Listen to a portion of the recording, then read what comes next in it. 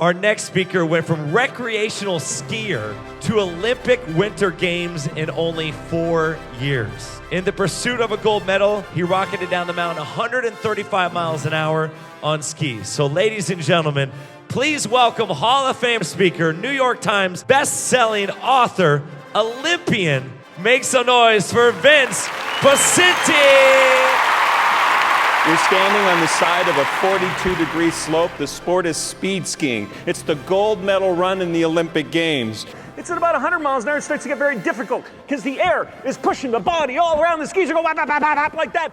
Don't worry, I won't fall off the chair. I'm a professional.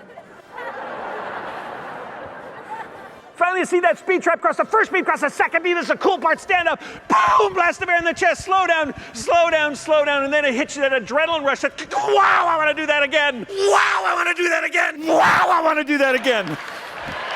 Welcome to Dallas. How do we compete? Well, this is your job. Because typically, we want to do what the competition's not doing. And at this very moment, the competition's trying to do what you're not doing. And if you change your mind about who your competition is and do what that person's not willing to do, you end up with innovative solutions that can cascade through this entire organization. Your job is to do what the competition is not willing to do. What are they not willing to do? Typically, those are the things you're not willing to do either. I'm not here to make you feel good the whole time, right? I want you to look in the self-honesty mirror and say, what am I not willing to do? A story when I was training with the national team coach. So we're in a gymnasium and the coach set out a rope. He said, I want you to walk the length of this rope. The best skiers in the world could not get past the second step. We got on the rope and then back and forth and then could not stay on the rope. And the coach said, stop. What I want you to do is focus on a point on the wall and do not take your eyes off that point on the wall. First athlete, up there, back, up, down, look, and this is stop. Stop looking at your feet. They will always be at the end of your legs. The rope will always be under your feet.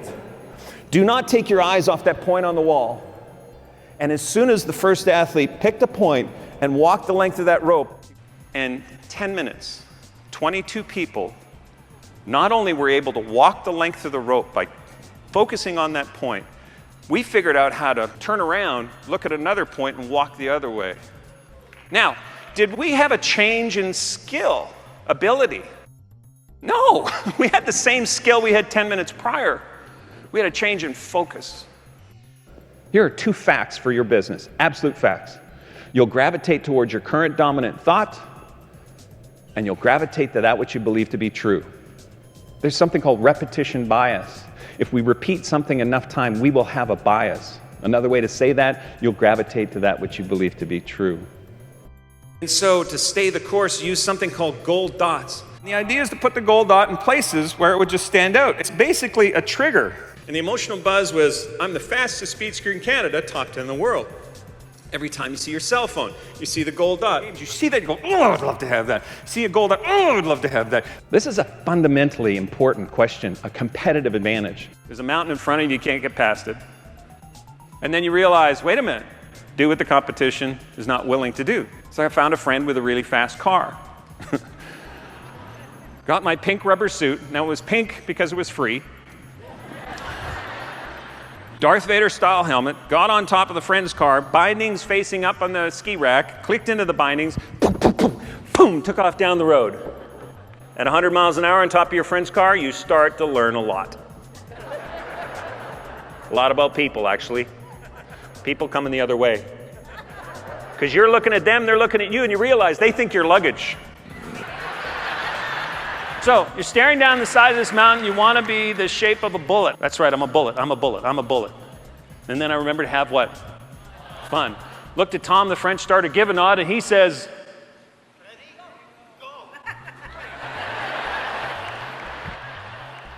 whatever. Now, Tom has a 60-second stopwatch. If it hits 61 seconds, it'll beep, beep, beep, beep, very loud. Tom will stand in front of you and go, you're disqualified, out of the way. Okay. Pick the line, that's right, I'm a bullet, I'm a bullet. Have fun. Just about to leave, and bam, right over here, a guy starts screaming. The guy screaming, his nickname is Pig. You don't know how much of the 60 seconds you'd eaten up, so picked up the skis, slapped on the tuck before I knew it was on, talking out loud to myself, Vince, get focused, that's right, I'm a bullet, I'm a bullet, I'm a bullet, I'm a pig, I'm a pig. Then I started to think, well, you are wearing a pink suit. And you know how you give yourself the giggles? I'm thinking, the pig on skis. I'm thinking about this pig thing, laughing away, and all you can hear when people are standing beside the track is, ha, ha, ha. And then remembered where I was. Known I'd blown it. Got to the finish area, and underneath it was flashing new national record, friends and media running over, and I'm thinking, I was a pig. On the count of 3, you ready to commit? 1, 2, 3, commit. Point your skis downhill, get into a tuck. All right, you're picking up speed 60 miles an hour, 100 miles an hour, 125 miles an hour, and as you're rocketing down this mountain, you're maintaining that tuck. And as you look at that point, your first beam, second beam, boom, the mountain you set out to conquer is now behind you. You look over and see how well you did, but most importantly, you see your family waiting for you. And when you've done that hero's climb, that Olympic journey, you can't help but feel, I want to do that again. Go.